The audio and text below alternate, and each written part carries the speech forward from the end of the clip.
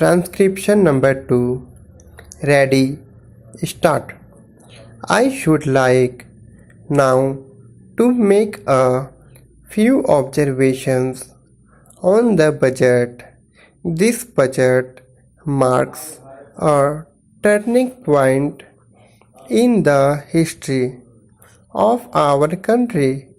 It is no use attempting, as some of my friends have done, either to depreciate the budget very strongly or to suggest that we are not witnessing a new revolution in our methods of fiscal training and technique.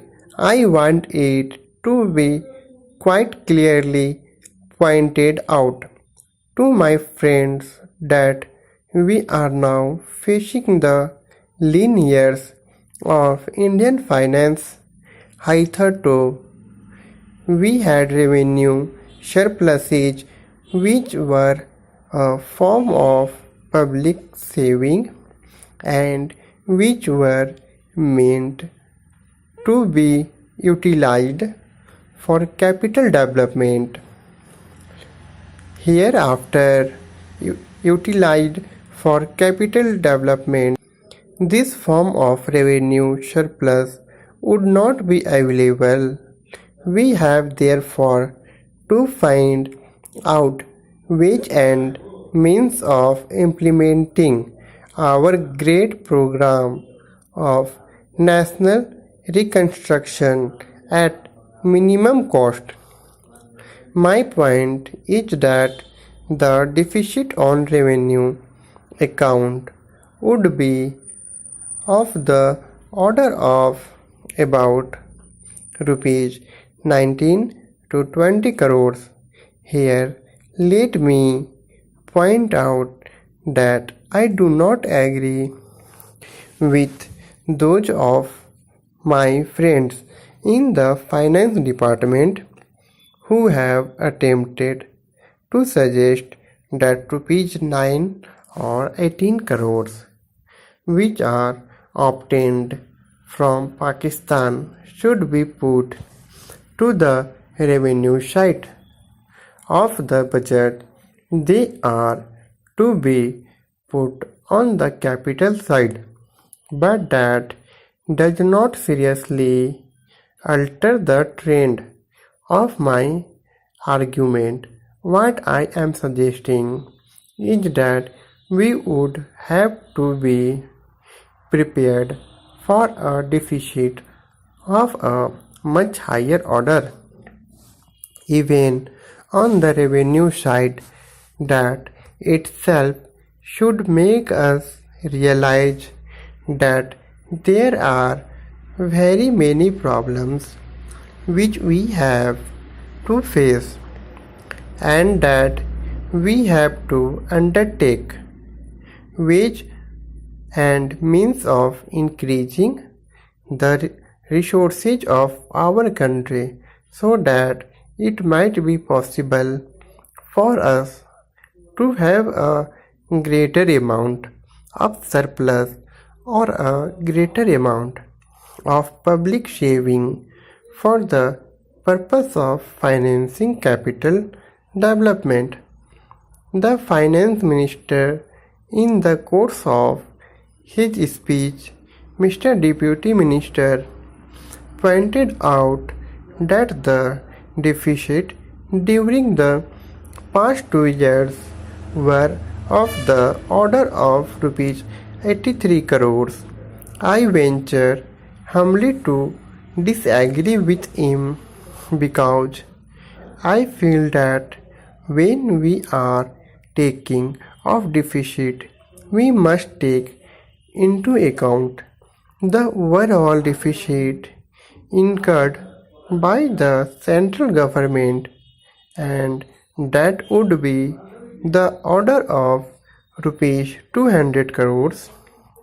During the years of relatively light expenditure, we had shortfall of about rupees 200 crores. Transcription number 2. Back. Ready? Start.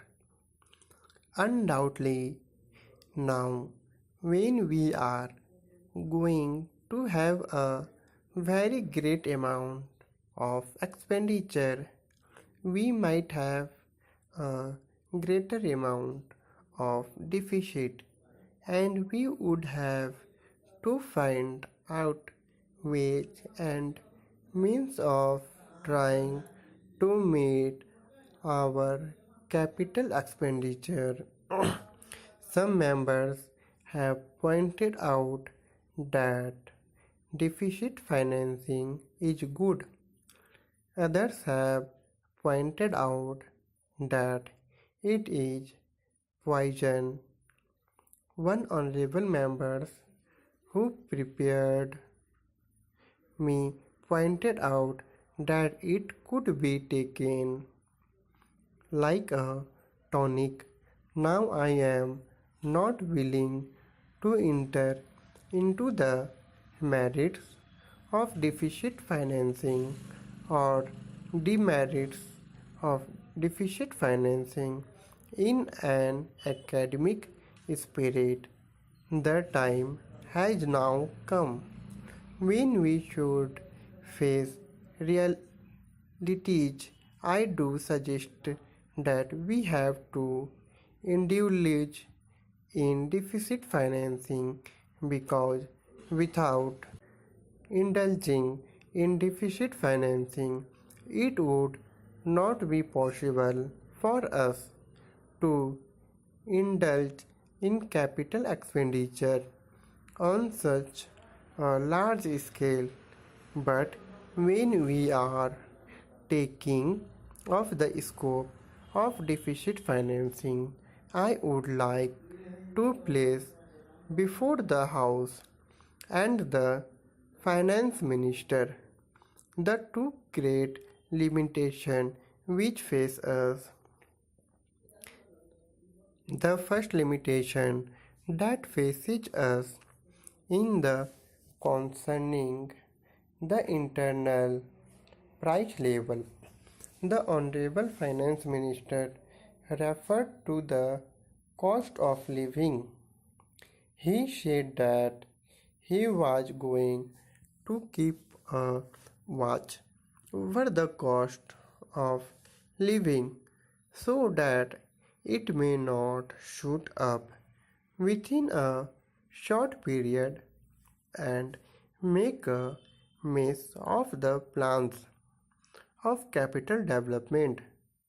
But there is another limitation which has also to be borne in mind, a limitation which has not received as much notice as it should have done in all the discussion have taken place on deficit financing. That limitation is the external limitation or the limitation which arises on account of our balance of payment position. I think this is as important, Mr. Deputy Speaker, as the internal price level, and I should like to elaborate that particular point a bit more because I feel that a time will shortly arrive when we might have either to reconsideration our policy or might even have to leave the sterling club of which we are a member. The second serious limitation is as serious as the first. What would be the consequences of deficit financing on our balance of payments?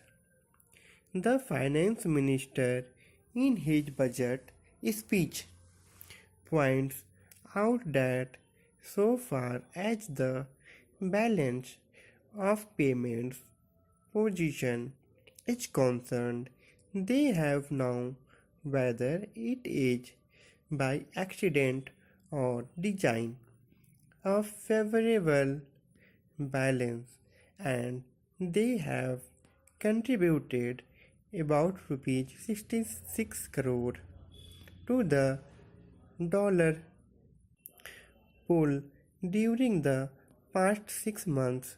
But the moment we indulge in deficit financing, we have to be prepared for worsening of our balance of payments.